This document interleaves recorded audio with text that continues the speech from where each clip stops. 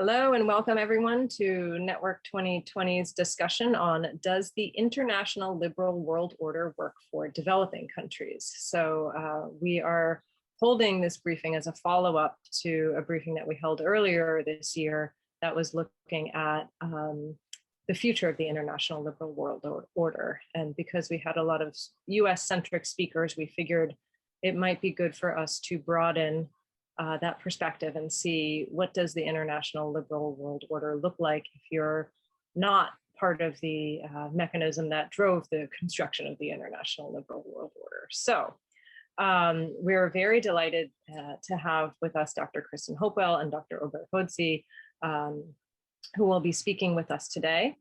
Briefly, before we begin, Network 2020, we are an inclusive international community that bridges the gap between the private sector and the foreign policy worlds. We do this through a number of programs, both educational and research driven, and we're also trying to connect our network of professionals with some of the research that we're doing on foreign policy. So if you are interested, please go to our website, network2020.org, and also follow us on all of the social media as well, please.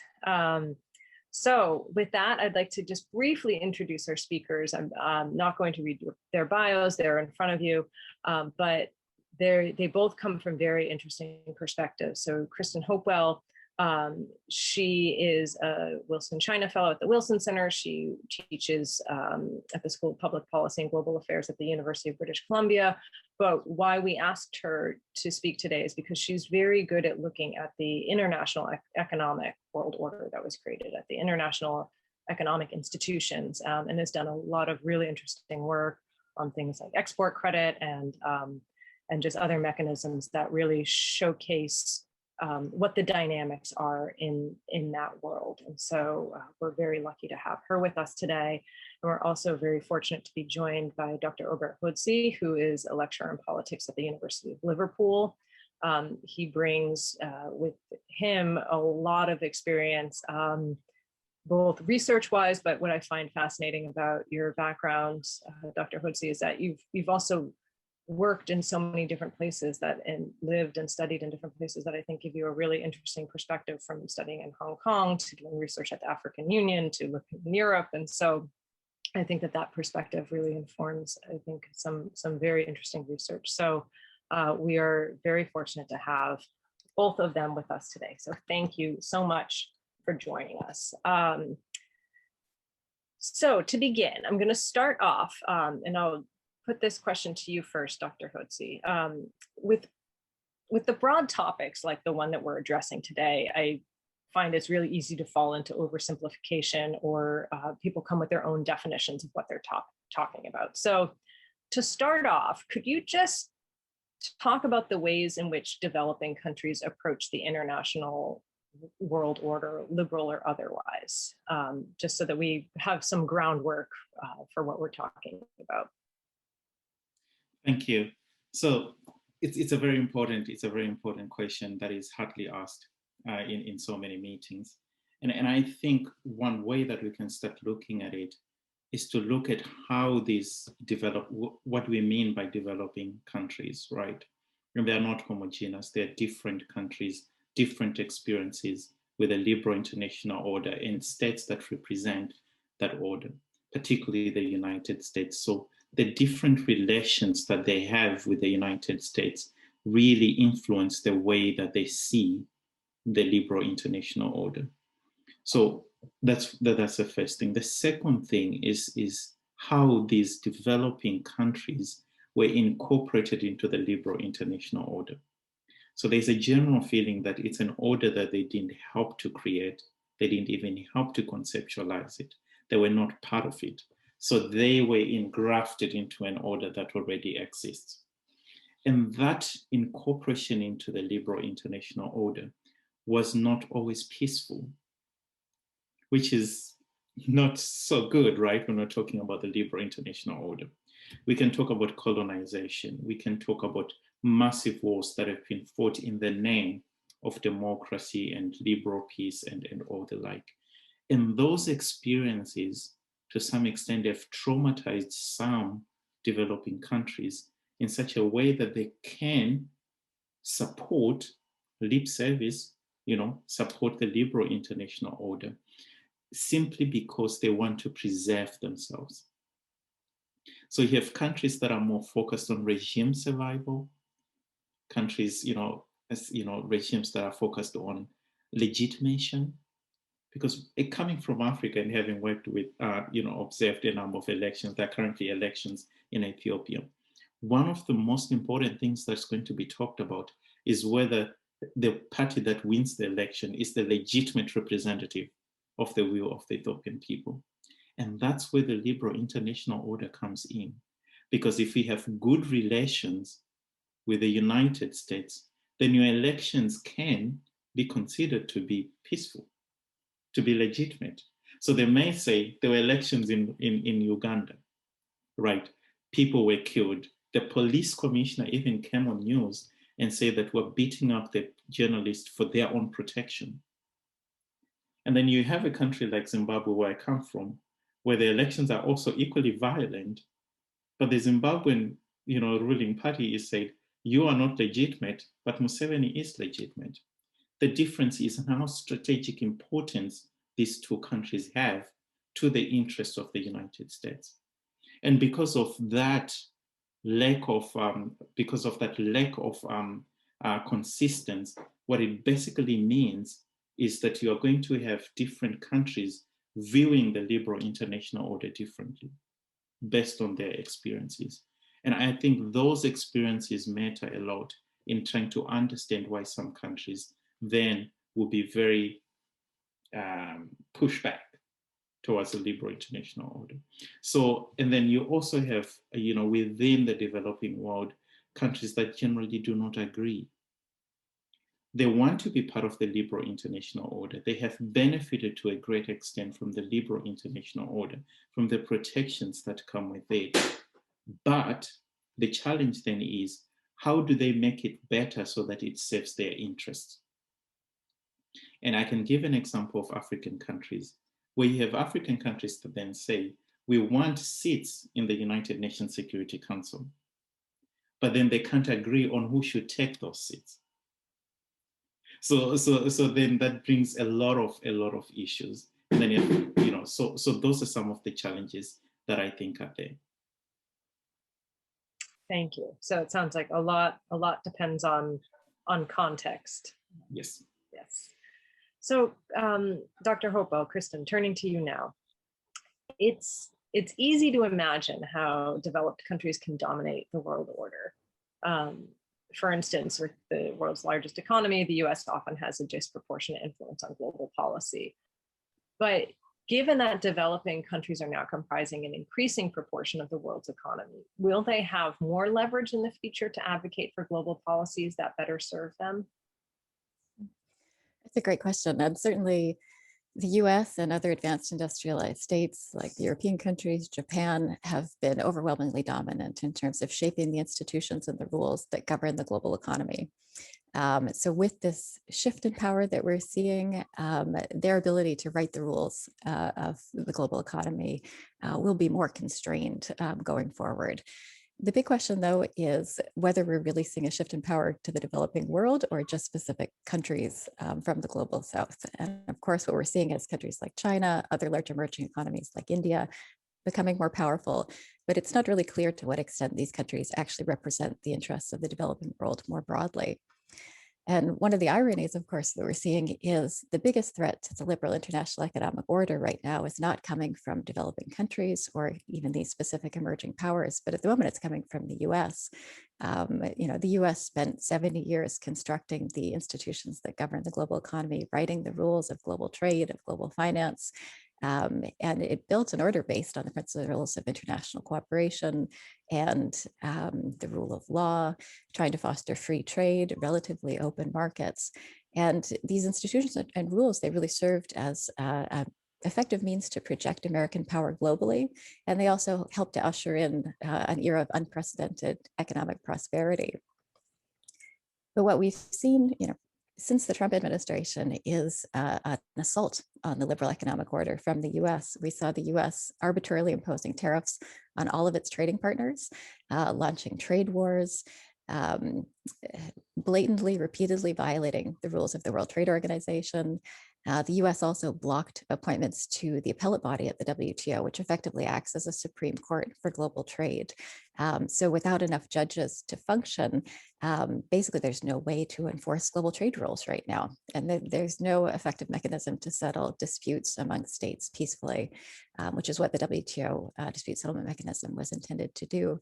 We also saw the US threatening repeatedly to withdraw from the WTO, as well as threatening to withdraw from a variety of bilateral and regional trade agreements like NAFTA, which it used as a way to try to coerce other countries into making concessions to the US. So, over the past several years, the US really turned into a rogue state in the international system, violating the rules that it had spent so many years constructing. So this is, something that began under the Trump administration, but it certainly hasn't ended. We've seen a lot of those trade policies continued under the Biden administration. And this is something that really threatens, stability and order in the global economy. And this is something that's certainly not in the US's interest, but it's also not in the interests of other countries, and particularly developing countries. There's a sense amongst developing countries that the liberal international economic order didn't work terribly well for developing countries through most of its history. The rules were written by the US, other rich countries, designed to serve their interests. So it certainly wasn't an ideal or a perfect system from the perspective of developing countries. But at the same time, it's far better than the alternative of, chaos and disorder in the global economy. What we've seen now is big major powers like the US, as well as China, increasingly using economic coercion, throwing their weight around, weaponizing trade. And developing countries in particular are most vulnerable to that, least able to defend themselves and their interests. So from the perspective of developing countries, there's a real interest now in trying to actually deepen and strengthen the liberal order, trying to improve its rules, to rein in that sort of coercive behavior, that bullying behavior by powerful states, and also to try to make the rules work better for developing countries.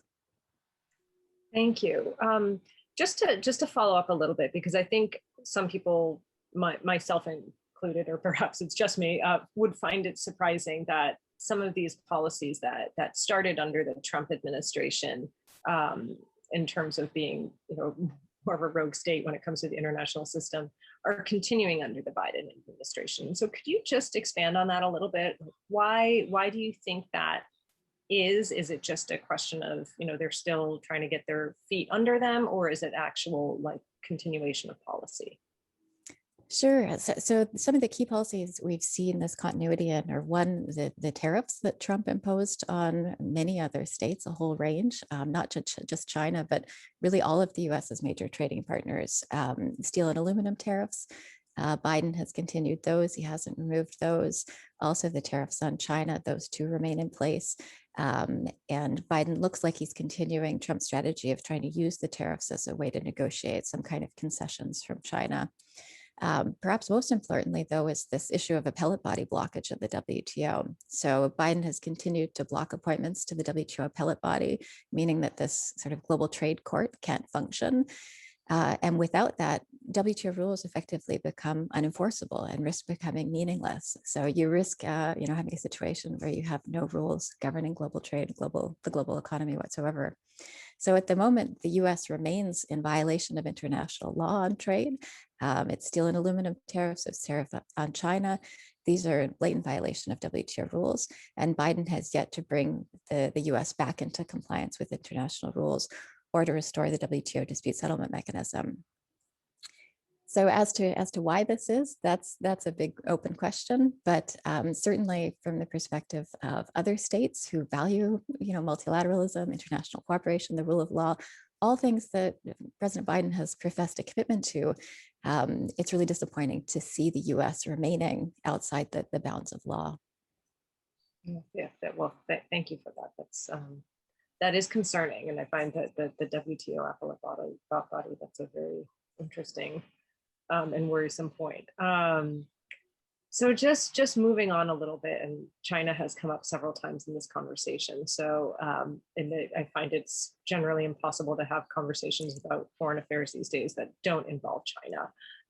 So just kind of stepping back a little bit. So one criticism of the international world order that we've talked about already in this call is that it's based largely on Western liberal theories of international relations, and that countries that don't necessarily ascribe to those beliefs must follow them in order to benefit from the global system. So China has come up several times, and I'm curious, are there alternatives to this system? I know, Kristen, you said earlier that right now it's sort of the best system that we have, but are there alternatives in the wings? Is China using its weight in a way that presents alternatives, or as some speakers have suggested that we've had in the past, that more of a regionalism approach is taking hold? What are some of these alternatives, and where do you think that's headed? So Kristen, I'll start with you and then go to you. Sure. So in the economic realm, the liberal order has really been based on the principles of free trade and open markets. And the alternative to that is economic nationalism, economic protectionism. And the issue, though, is, history has repeatedly shown that countries that embrace those sorts of policies not only wind up hurting themselves, but also can do a lot of other damage to other states. And often developing countries, again, are the most vulnerable and tend to be the most victimized by these types of policies. One of the things that we've seen is that the debate about China's trade policy has been so heavily dominated by the US in the context of this US-China trade war that there's been a big focus on China's industrial subsidies, its other industrial policies that it's using to promote its advanced, high-tech, sophisticated industries, things like semiconductors, for example, or artificial intelligence or 5G. But what's been missed in that intense focus on sort of the interests of the US, other advanced industrialized states, the way that China is using trade policies to gain a competitive advantage vis-a-vis those countries, is that China is also making use of a whole range of trade policies that have very harmful implications for other developing countries. Two of the key examples here are agriculture subsidies and fisheries subsidies. So agriculture subsidies have been a longstanding concern from a development perspective. Agriculture subsidies reduce global prices, and they hurt poor farmers in the developing world whose governments can't afford to provide subsidies. So they're left at a competitive disadvantage, forced to compete against heavily subsidized goods, usually from richer countries. So in the past, it was rich countries like the US, the EU, Japan, who were the worst culprits. They were the primary providers of agricultural subsidies. But there's been a dramatic shift over the past decade or so, where China has actually emerged as the world's biggest subsidizer of agriculture. So its agricultural subsidies cause considerable harm in the developing world, where again, they lower prices, they hurt the competitiveness of poor farmers in developing countries. One of the most striking examples of this that we've seen is on cotton subsidies. And for many developing countries, particularly in West Africa, these are some of the poorest farmers in the world, are heavily dependent on cotton as an export crop. And so cotton is a key source of livelihoods, of export revenues in these countries. Used to be, US cotton subsidies were infamous. They caused significant harm to the poor farmers in these countries. China, though, now has surpassed the US as the world's biggest cotton subsidizer. China provides about 7 times more cotton subsidies than the US does. And China's cotton subsidies are, contributing to immiseration in these countries. And in these West African cotton producing countries, average incomes are about $800 or $900 a year. China's cotton subsidies are depressing prices and incomes for farmers there, and reducing their competitiveness in global markets. There's been a push to try to negotiate an agreement to rein in and discipline both agriculture subsidies in general, but also cotton subsidies specifically at the WTO.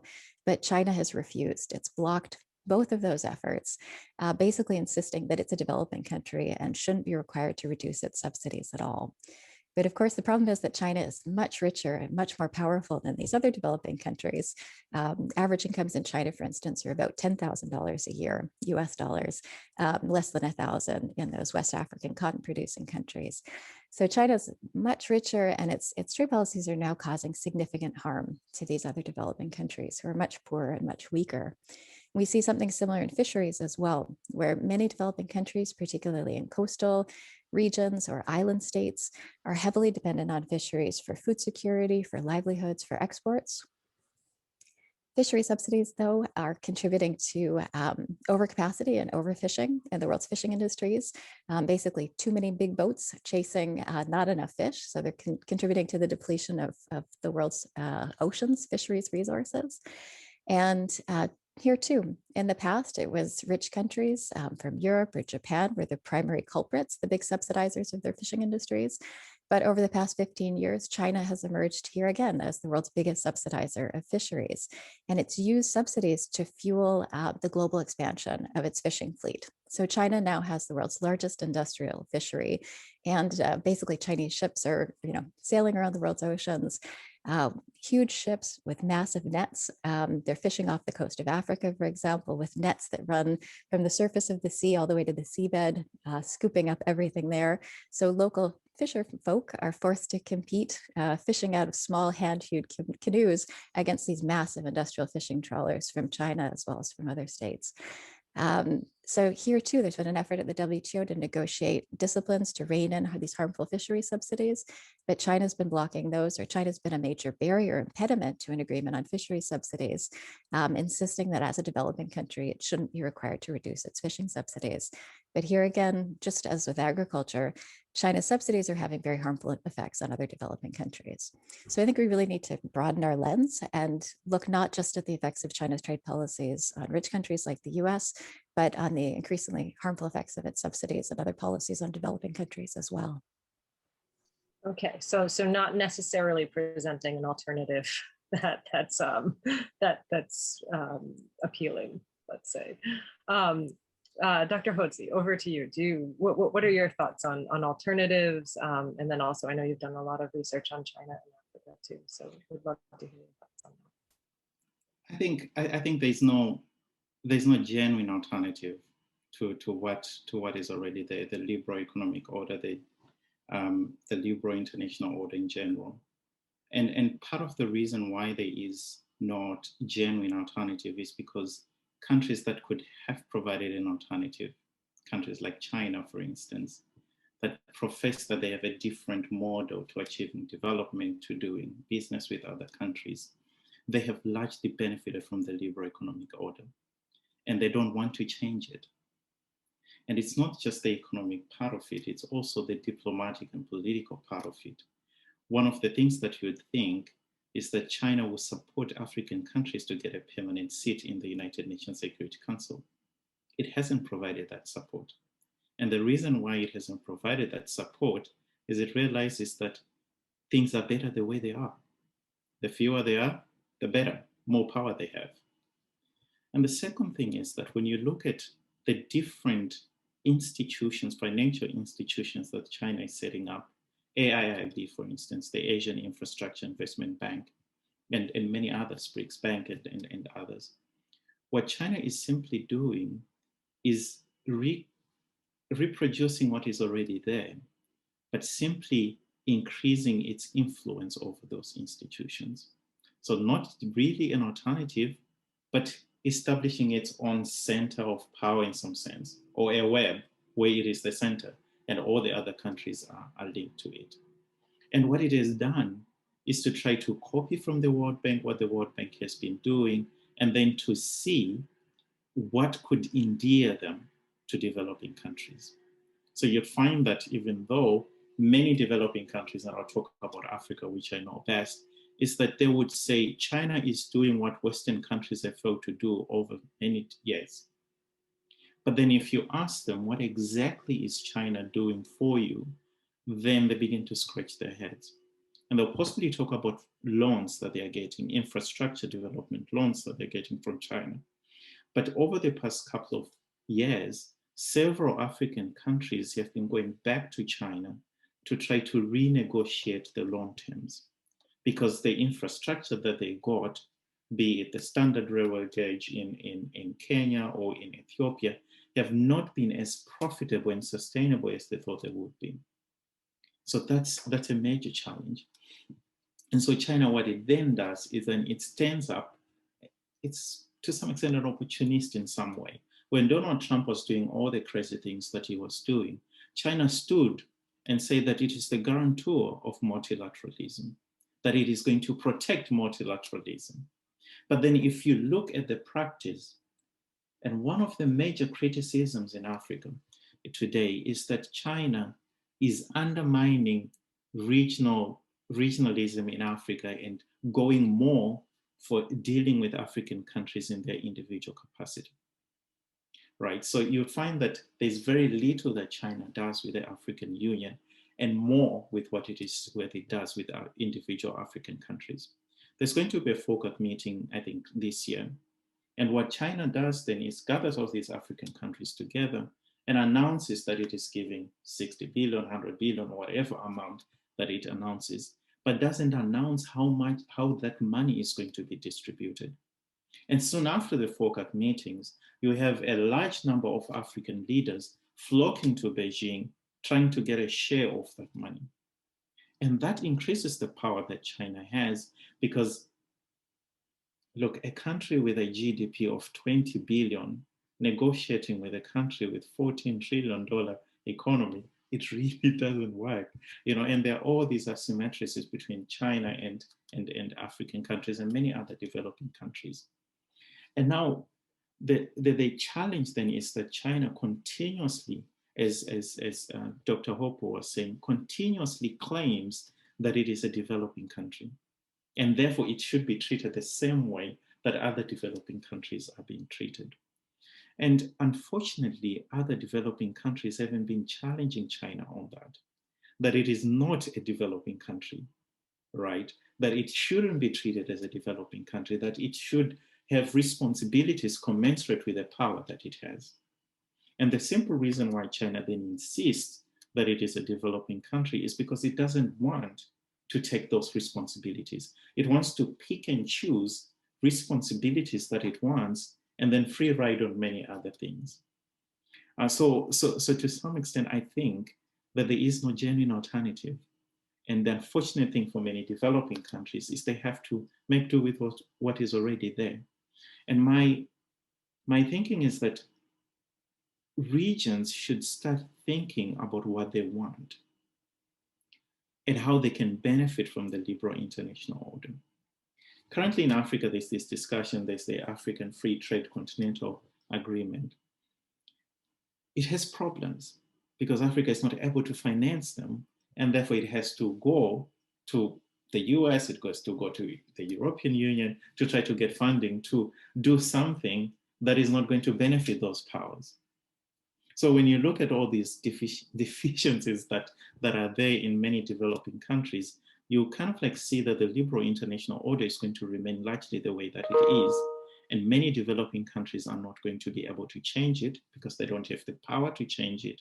They don't have the unity to be able to do it. And the biggest developing country, you know, in quotes, they are benefiting from it. And therefore they will not want to change anything. So it paints a very sad story for many developing countries. But the truth of the matter is nothing is really going to change that much. Things are largely going to remain the same. And even here in the UK, Brexit, right? And part of the discussion is how the UK can start building on the Commonwealth, right? So the Commonwealth member states, that is the best that the UK has, and the access that it has that no other countries do have access to those countries, right? And so you see that there's this segmentation of developing countries. France will do the same thing with its former colonies. Britain is doing the same thing, right? And then you are going to have all these countries being put into different groups in such a way that there is no unified idea on what the liberal international order means and what can be done to change it so that it better suits or it better serves the interests of developing countries. Which is also really interesting because then it's almost like following, if I understand you correctly, patterns of colonization too. So there are divisions along those lines, which is quite interesting. Just one brief follow-up question before I move to the Q&A box. And again, anyone in the audience, please, if you have a question, please put it in the Q&A box. You had mentioned, and actually both of you had mentioned, that one of the challenges is that China is both playing, it has the power of a more developed country, but it's playing along the rules of developing countries. So on a technical note, how does that get changed? Is there a mechanism to change that? And if so, how does that happen? Do either of you have the answer to that, Kristen?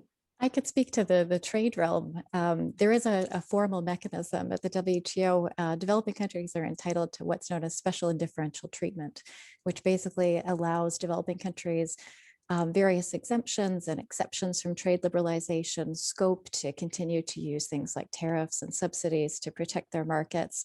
And the idea is that, you know, developing countries do need some room, some policy space to be able to foster economic development. Simply opening up, liberalizing their markets is not a recipe for development, we've learned.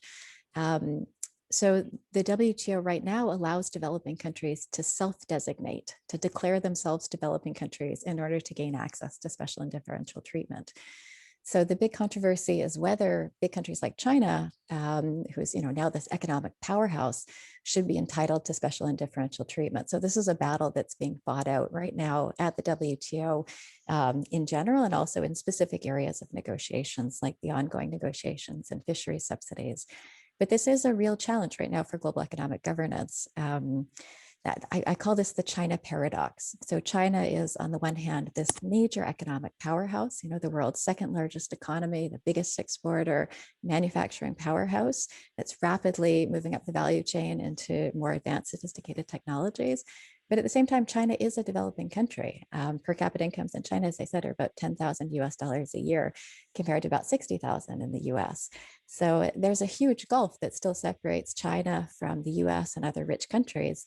And China, it has a right to continue to foster its development, to continue to industrialize, to try to raise incomes to match the levels that we see in the advanced industrialized states. So the question is, how do you design trade rules in such a way that enable China to continue its economic development while ensuring that its economic and trade policies don't have harmful effects for developing countries who are even poorer and even weaker than China? And that's the big challenge, I think, going forward. Would you like to add to that? Sure. One way that China can be forced to start thinking, or to start being considered a developed country, is if countries that it deals with, particularly developing countries, start demanding that China be treated the same way that the United States is treated, that other developed countries are treated, in how they deal with China, the trade deals they make with China, the engagements that they have with China. And particularly so that China is at the moment talking about how it has eradicated extreme poverty, right?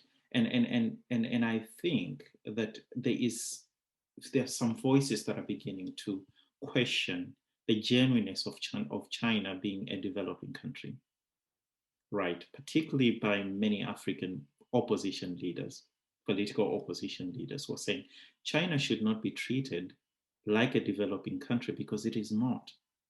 Because the same things that a French company is doing in Niger or in Senegal are the same things that China is doing, right? So I think the push then has to come not from the developed countries, but from developing countries who should start treating China differently, start treating it as a developed country.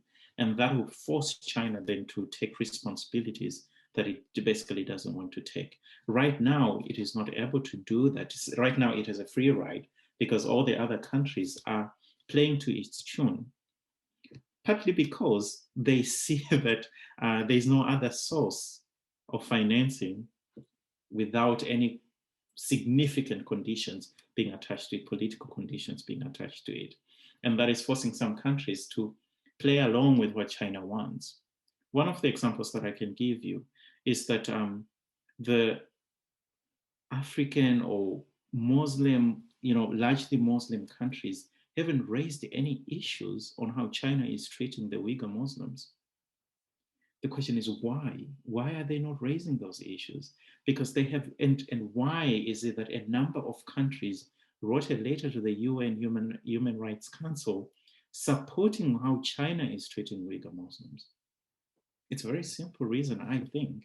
The simple reason is they have realized that China is such a big power that if you make China angry, or as the Chinese Communist Party says, if you hurt the feelings of the Chinese people, you will pay for it. Norway paid for it. And no country wants to pay that price, right? Because the US is not going to be able to give you the loans that China is able to give you, right? So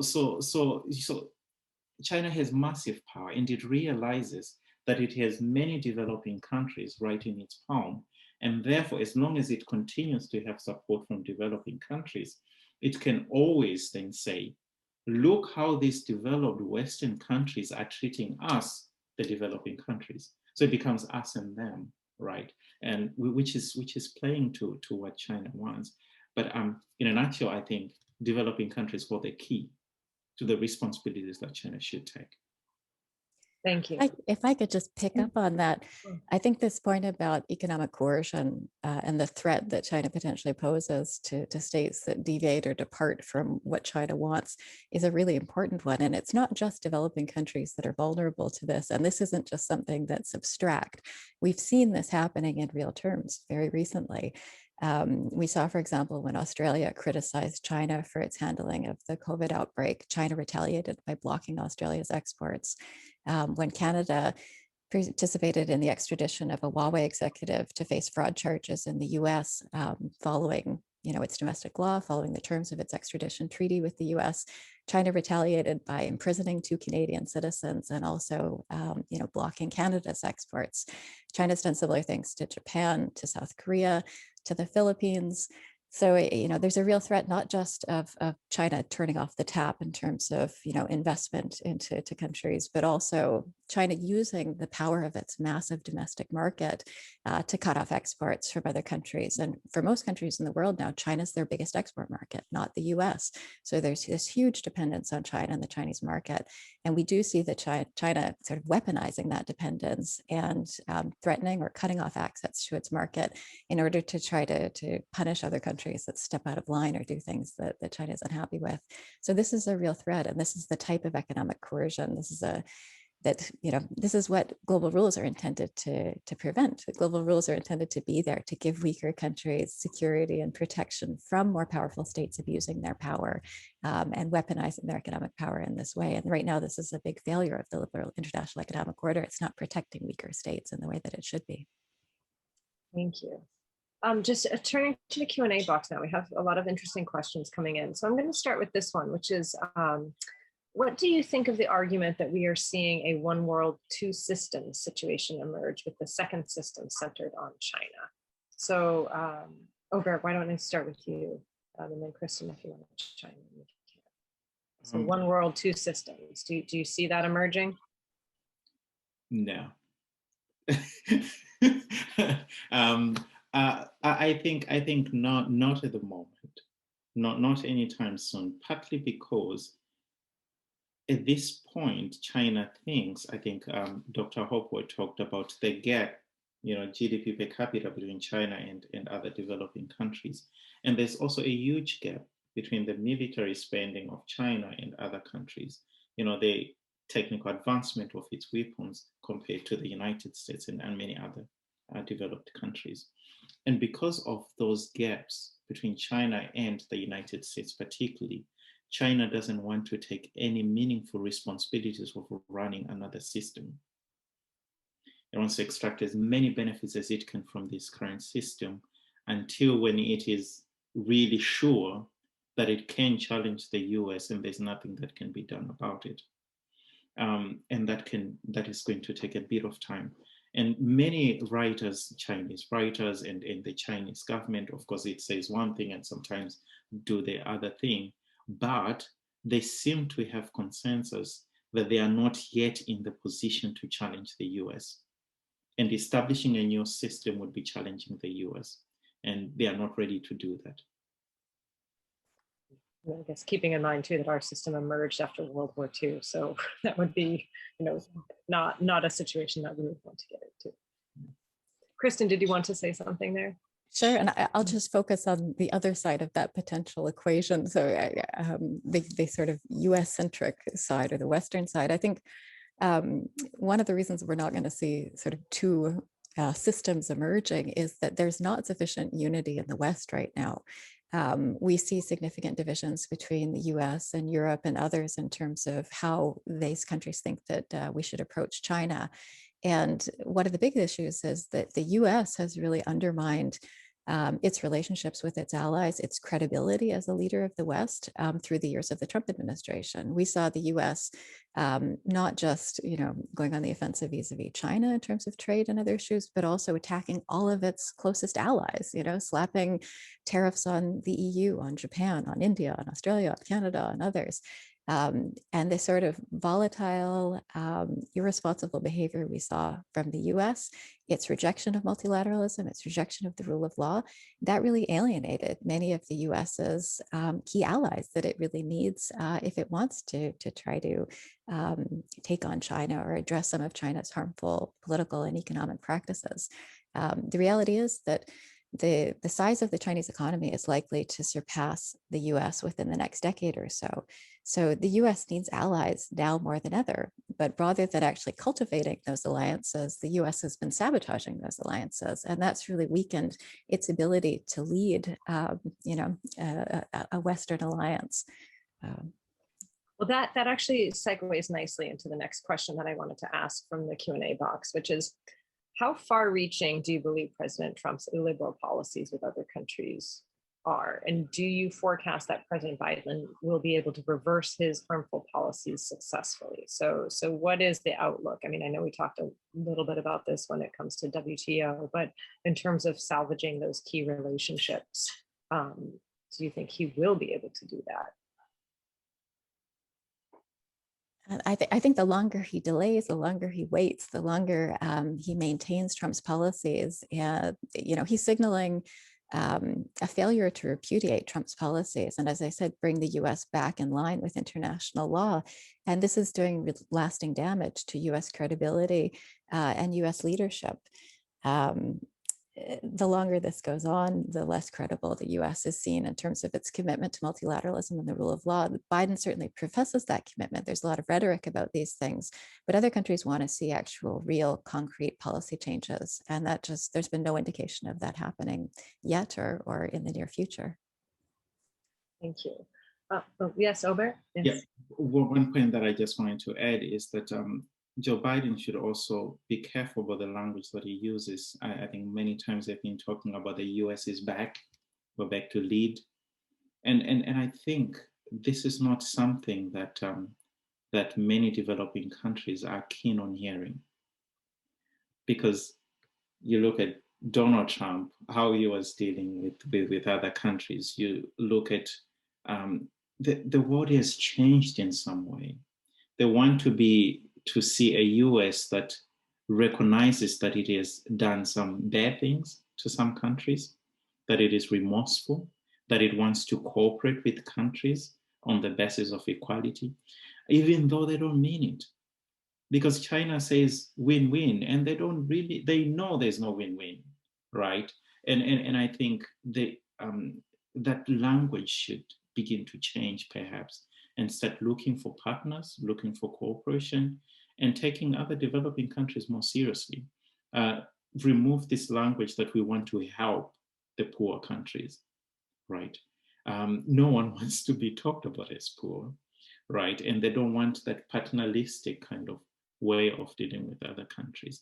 And I think those are important issues that perhaps he should deal with when he is engaging developing countries, particularly very sensitive African countries.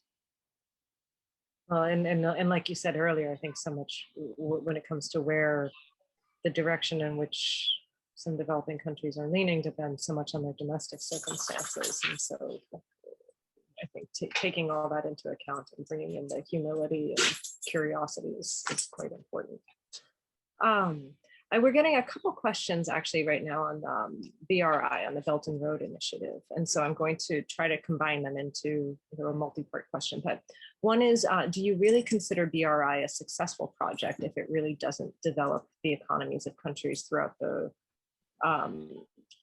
throughout the world, I think, and only focus on the developed markets. So is it successful if it doesn't develop the economies of countries? Apologies for my dog. And then another one on the Belt and Road, let me see if I can find it, is on the flip side, and Obert, you mentioned this earlier, about the EU-US discussions on a fund supporting infrastructure in developing countries as an alternative. Does it hold promise? So on the one side, is China's approach to BRI doing what it, is it developing those economies, and is there any promise in an EU-US fund that's looking at infrastructure? And so, Obert, I'll turn to you for this. Okay. Well, I think we should be careful not to judge the BRI on the basis of our expectations of what it should achieve versus what it was intended to achieve. The BRI is basically a Chinese project meant to benefit the Chinese economy, meant to benefit China's geostrategic interest and the like. If other countries benefit from it, that's good and fine, but that's not really the intention. And I think it's left to each and every country to decide how it wants to engage with BRI, with the BRI initiative. Now, Paul Kagame has said something that is quite meaningful.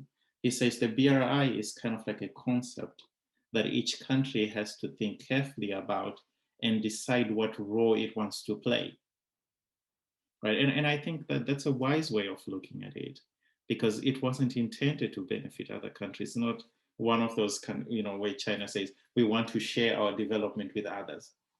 I don't buy that.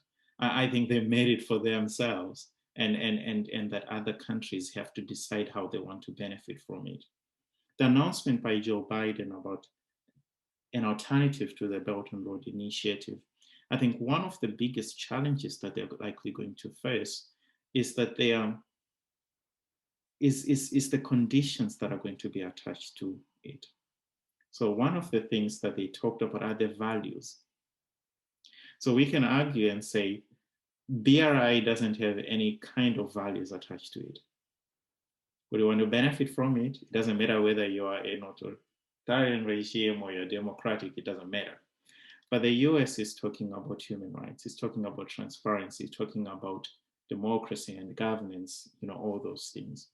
These are the same values that drove a large number of many African countries to China, because they don't want these conditions set on them, right? And if you then establish another fund and then you attach these values to them, then it may not really work.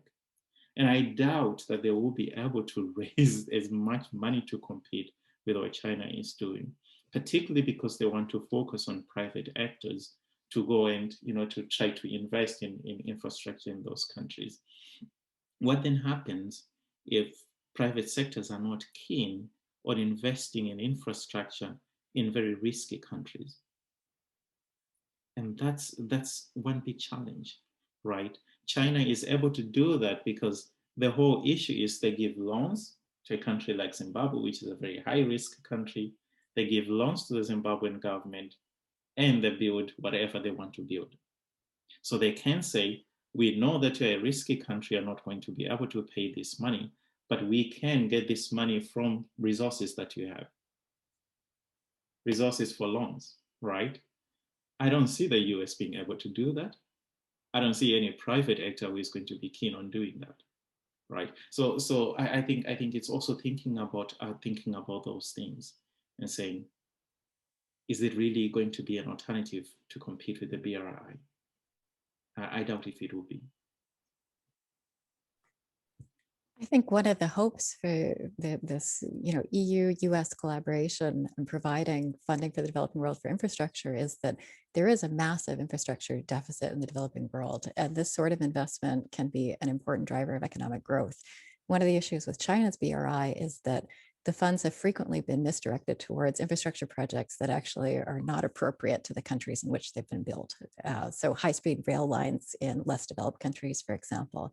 So one hope with the US EU financing is that this would actually go to infrastructure projects that are, more targeted, more appropriate to the countries that they're being built in, and could actually help to foster economic development in a way that many of the projects that China's been financing have failed to do, and also avoid the sort of debt trap diplomacy element of China's financing, where countries are signing on to long-term commitments to sign over their resources to China, or potentially some of these infrastructure projects like ports being controlled by China because countries can't pay back the loans that they're taking on. So hopefully this does show promise for more responsible lending for infrastructure investment in the developing world, which is quite needed.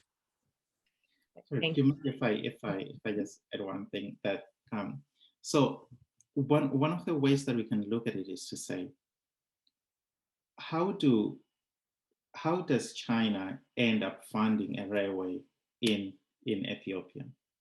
And in most cases, it is Ethiopian government that goes to China and says, this is what we want to do, can you please fund it for us? And China assesses and sees, is this something that we can fund, or is something that we cannot? And China is beginning to be a little bit more tight on projects that they fund. Now, the responsibility lies with the developing country to decide what infrastructure they want to be funded. Unless if this new alternative that is being created is going to change how these countries decide on what projects they want.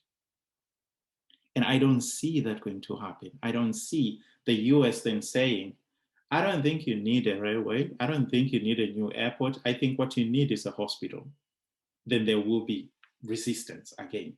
You are trying to impose what we need, right? And I think that's one challenge that's going to be there, to, I don't know, to see how these countries can start saying, well, we actually don't need a new airport. What we need is a hospital. And that's an initiative that should come from the developing countries themselves. That's an interesting paradox. That's a very good point. One question we have is, are the roles that the World Bank, the IMF, and regional development banks, are they changing in this new game? So Kristen, would you mind talking a little bit about World Bank, IMF, and some of the regional development banks? How are they adapting in this shifting world, or slightly shifting world that we've been talking about?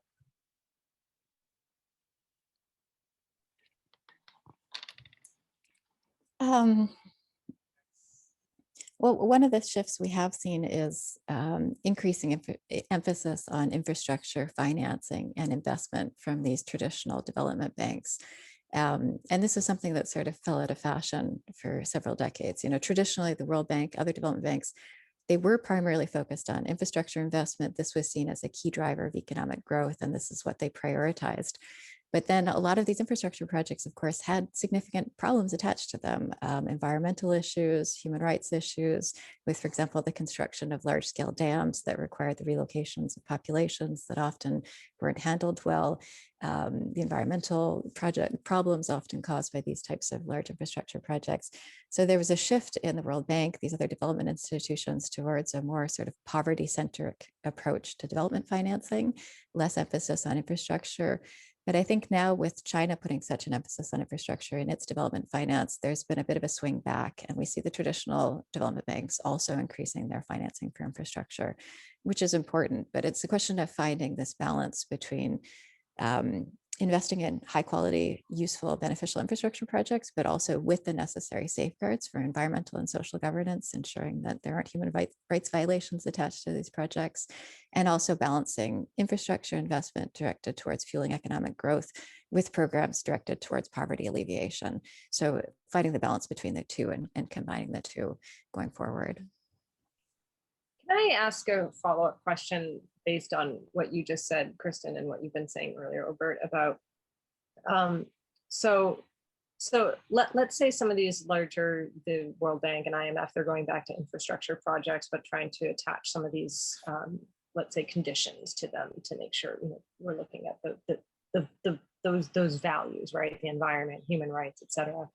But then when you were talking earlier, Obert, about, you know, that sometimes those values aren't what some of the governments of the developing countries necessarily want, and I apologize if I'm misinterpreting. You know, how do you square that? Because for me, it seems like it's still a recipe for this not to work. Do you have any thoughts on that, Obert? Well, I think obviously it's going to be a disaster, because those values are important, right? They're important, but the political leaders let me talk about Africa, the political leaders in many African countries are concerned about projects that ensures that they continue to be in power, right? So projects are not made for their developmental value, they are made for the political value that they have. And that's a big challenge. And if you consider that many of the contested elections in many African countries, they issue about corruption, they issue about lack of transparency and all those things. These have been big issues. They didn't start with China, right? They were there long back, you know, and one of the explanations by the World Bank, I think in 1989, why structural adjustment programs didn't work was that there's a crisis of governance. And that crisis of governance is still there, right?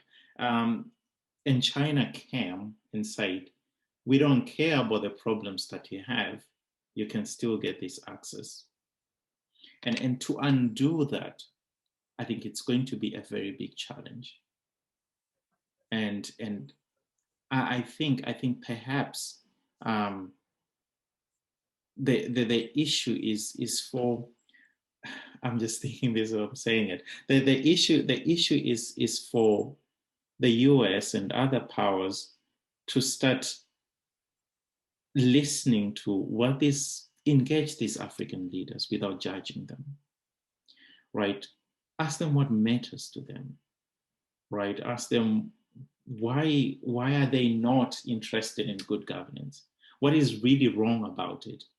Because I think that discussion is not there. You get to EU-Africa discussions, these values are already there because of the power dynamics, right, between these two. But there's no significant discussion on what values matter to you.